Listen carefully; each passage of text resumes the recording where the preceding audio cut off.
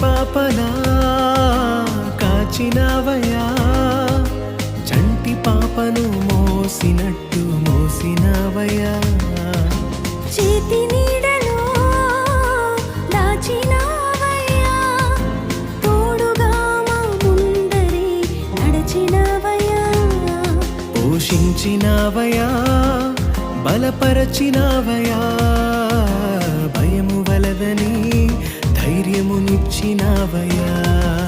నడిపించినవయ్యా, కాపాడినవయ్యా, ఓటమంచులో విజయమునిచ్చినవయ్యా.